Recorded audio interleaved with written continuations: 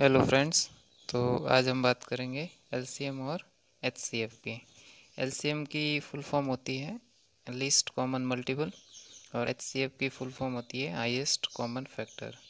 तो एलसीएम को हिंदी में कहा जाता है लघुत्तम समापवर्ती और एचसीएफ को कहा जाता है महत्तम समापवर्ती। इसका मतलब होता है एलसीएम का तो सीधा सा नॉर्मली अर्थ होता है कि सबसे जो छोटा है को जो कॉमन मल्टीपल्स होते हैं उनमें से सबसे से लीस्ट कौन सा है, सबसे छोटा कौन सा है, उस चीज़ को लिया जाता है। और एचसीएफ के अंदर जो सबसे बड़ी संख्या होती है उन कॉमन फैक्टर्स में से उसको लिया जाता है। जैसे हम बात करते हैं अगर कोई एग्जांपल के थ्रू, तो अगर एक एग्जांपल अपन लें तो जैसे कि अगर कहा जाए कि आपको निकालना है कि भाई 12 और 16 है, इन दोनों का जो है अगर पहले एलसीएम निकालने को कहा जाए तो इसका एक तरीका है सीधा सा।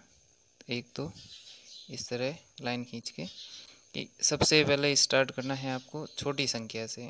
तो अगर दोनों के अंदर या दोनों में से किसी एक संख्या या तीन संख्या हो तो तीन नंबर्स में से एक के अंदर उसमें किसी संख्या का अगर भाग जाता है, उसमें डिवाइड होते हैं तो उसका भाग दिया जाता है। सबसे पहले जैसे कि 2 से स्टार्ट करते हैं तो 2 का जो भाग जाता है वो 12 में 6 बार और 16 में 8 बार। फिर वापस से देखा जाए कि भाई और अगर 2 का चांस बनता है तो वापस फिर से 2 से डिवाइड किया जाता है उसको। तो 2 से स्टार्ट करते हैं तो 6 में 3 बार और 4 बार 8 में जाएगा।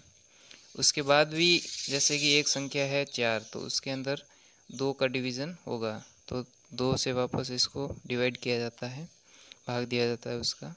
तो इसमें 3 में नहीं जाता है, 3 को डायरेक्टली उसी तरह लिखा जाता है और 4 को 4 में 2 बार तो 2। उसके बाद फिर से एक बार 2 का भाग दिया जाएगा और 2 के तहत जैसे 3 है तो 3 को डायरेक्टली ऐसे ही और 2 के अंदर 1 का। फिर लास्ट बची है 3, तो 3 में 3 का ही भाग जाएगा एक बार और 1 को 1। तो यहाँ पर जैसे ही 1 1 आएगा वहाँ पर अपना जो है वो सम अपना सॉल्व हो जाएगा।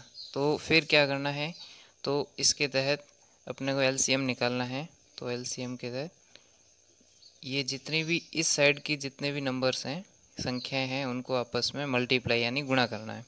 जैसे कि 2 गुणा 2 गुणा 2 गुणा 2 गुणा 3। तो 2 को आपस में कर दिया, 2 इंटू 2 यानी 4 और 2 इंटू 2 वापस से 4, तो 4 इंटू 4 यानी 16 और 16 इंटू 3 यानी 16 2 32 और 3 48। तो ये 48 48 जो है ये अपना इसका 12 और 16 का एलसीएम आ गया। उसके बाद अगर एचसीएफ की बात करें कि भाई एचसीएफ जो है उसको किस तरह से निकाला जाएगा इन्हीं दो संख्याओं का, तो इसको दो तरीके हैं इसके निकालने के। एक तो इसको दोनों को जो है अलग अलग निकाला जा सकता है, जैसे 12 को अलग से और 16 को अलग से एलसीएम की तरह ही। तो पहले 2 का भाग, फिर 12 में 6 बार 2 का, फिर वापस 2 से डिवीज़न तो 6 में 3 बार, फिर से 3 का भाग, तो इसके तहत 3 में 1 बार। फिर इसमें 16 में तो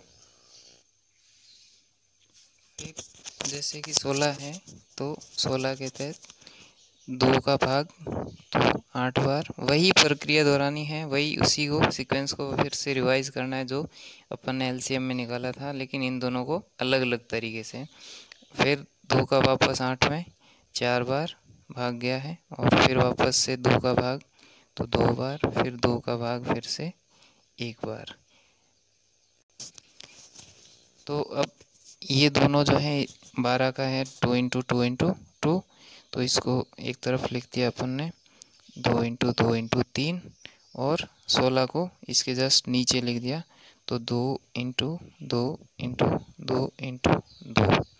तो ये जो है अब इनमें से हाईएस्ट कॉमन फैक्टर्स कौन कौन से कॉमन फैक्टर्स हैं वो उनको लेना है। जैसे कि 2 इसमें भी हैं, इसमें भी हैं, तो एक फैक्टर तो ये हो गया। फिर 2 इसमें भी हैं, इसमें भी हैं, तो एक फैक्टर ये हो गया।